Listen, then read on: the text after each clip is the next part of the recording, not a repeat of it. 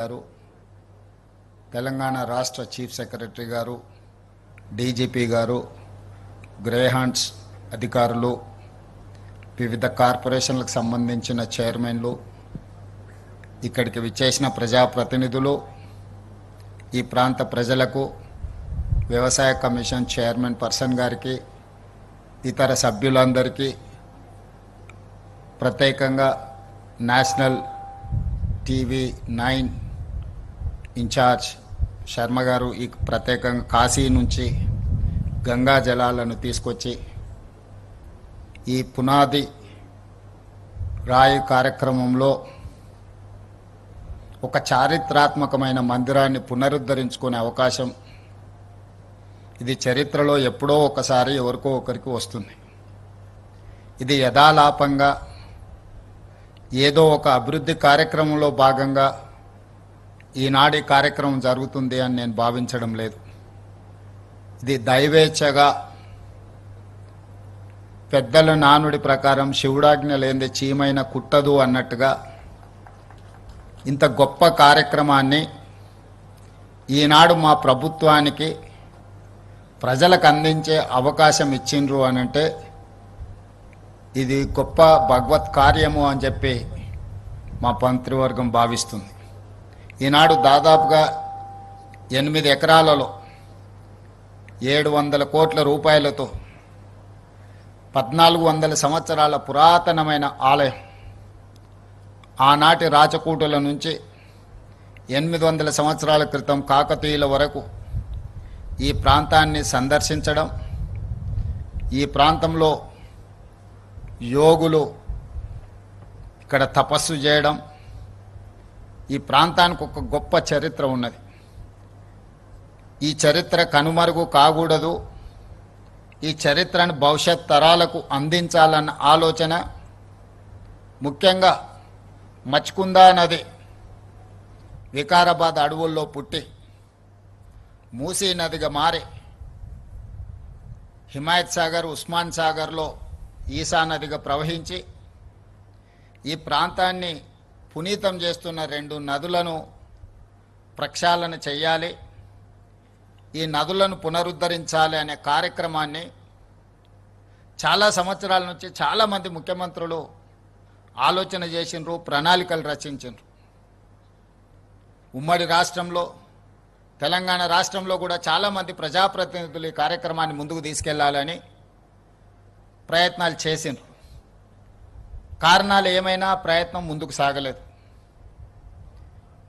నేను మా మిత్రులు భట్టి విక్రమార్క గారితో మాట్లాడుతున్నప్పుడు వారు అన్నారు, ఇన్ని ఆటంకాలు వచ్చి ఇన్ని శతాబ్దాల యొక్క చరిత్రను పునరుద్ధరించే అవకాశం మనకు దక్కింది అని అంటే చరిత్రలో మనం ఒక మంచి పని చేసే అవకాశం ఈ జన్మలో మనకు దక్కినట్టుగా మనం భావించాలి. దీని బాధ్యతతోనే కాదు, అత్యంత పవిత్రతో కూడుకున్న కార్యక్రమంగా మనం భావించి ముందుకు వెళ్ళాలి. విమర్శలు వచ్చినా, అడ్డంకులు సృష్టించినా దేవుడే ఆ అడ్డంకులను అధిగమించే విధంగా మనకు శక్తినిస్తాడు. మీరు ఈ విమర్శల్ని పట్టించుకోవాల్సిన అవసరం లేదు. ప్రజల యొక్క నమ్మకం, విశ్వాసానికి ఈరోజు మీరు చేపడుతున్న కార్యక్రమం చాలా మంచిది, మీరు ముందుకు సాగండి అని చెప్పి ఉప ముఖ్యమంత్రి గారు నాకు సూచన చేయడం జరిగింది.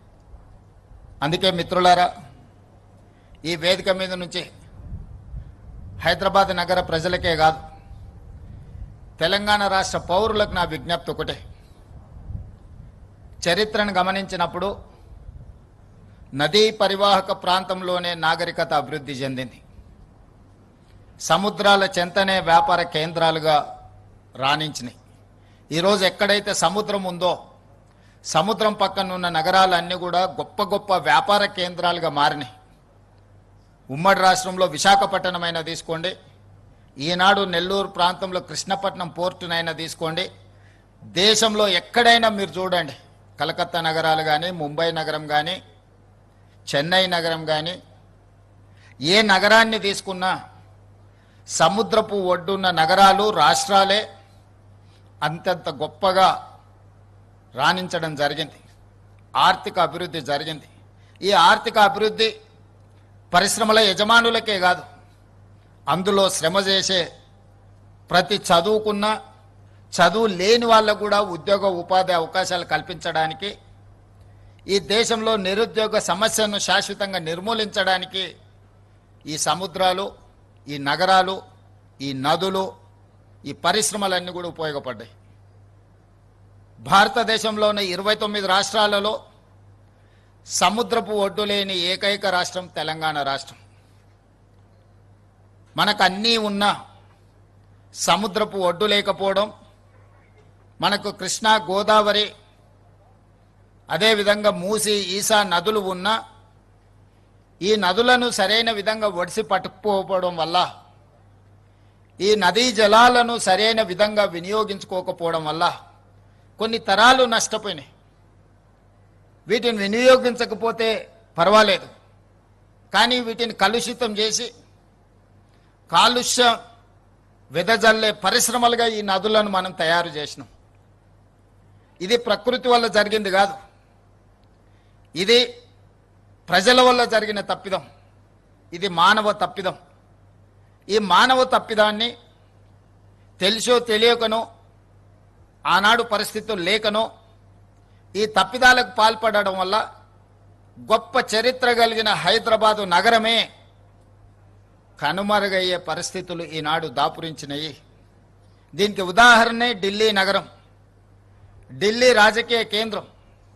ప్రధానమంత్రి, రాష్ట్రపతి, పార్లమెంటు భవనాల నుంచి సుప్రీంకోర్టు వరకు పెద్ద పెద్ద విద్యా సంస్థలు, పెద్ద పెద్ద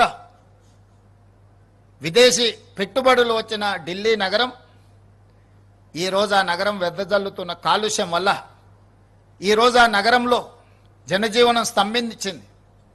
వాహనాలను ప్రభుత్వమే నిలిపేసింది, పాఠశాలలను ప్రభుత్వమే బంద్ పెడుతుంది, ప్రభుత్వ కార్యాలయాలనే ప్రభుత్వం సెలవులు ప్రకటిస్తుంది, పార్లమెంటు కూడా సెలవులు ప్రకటించవలసిన పరిస్థితి వచ్చింది. నేను ఒక్కటే అడుగుతున్న ఈ ప్రాంత ప్రజాప్రతినిధులను, ఢిల్లీ నగరంలో ప్రధానమంత్రి, రాష్ట్రపతి ఉన్నా కాలుష్యాన్ని మనం సరైన సమయంలో నియంత్రించకపోవడం వల్ల యమునా నది కాలుష్యమై ఢిల్లీ నగరాన్ని కప్పేస్తుంటే, ప్రభుత్వ కార్యాలయాలన్నీ సెలవులు ప్రకటిస్తుంటే, అక్కడికి వచ్చిన పెట్టుబడులు ఇతర రాష్ట్రాలకు, ఇతర దేశాలకు తరలిపోతుంటే, ఆ నగరం నుంచి, ఆ నగరంలో వెదజల్లుతున్న కాలుష్యం నుంచి మనం ఏదైనా నేర్చుకోవాల్సిన అవసరం ఉన్నదా లేదా? ఈరోజు తాత్కాలికమైన రాజకీయ ప్రయోజనాల కోసము, భవిష్యత్ తరాల కోసం చేస్తున్న అభివృద్ధి, నిలబెడుతున్న సంస్కృతిని అడ్డుకోవడము ఏ సంస్కృతికి ఇది తార్కణం అని చెప్పి నేను అడగదలుచుకున్నా. ఈనాడు ఈ మూసీ నదీ పరివాహక ప్రాంతంలో మూసీ నదిని ప్రక్షాళన చేయడం ద్వారా మూసీ నదీ పరివాహక ప్రాంతంలో మన విశ్వాసాలైన, మనం ఆచరిస్తున్న హిందూ మతం కావచ్చు, ముస్లిం మతం కావచ్చు, క్రిస్టియన్ మతం కావచ్చు, లేదా సిక్కులు ఆచరిస్తున్న మత విశ్వాసాలు కావచ్చు, హైదరాబాద్ నగరం మత సామరస్యానికి ఒక వేదిక. ఈ మత సామరస్యానికి వేదికైన మూసా, ఈసా నదుల యొక్క పరివాహక ప్రాంతంలో మంచిరేవుల గ్రామంలో, గండిపేట పరిధిలో ఈనాడు మచిలేశ్వర స్వామి, ఓంకారేశ్వర స్వామి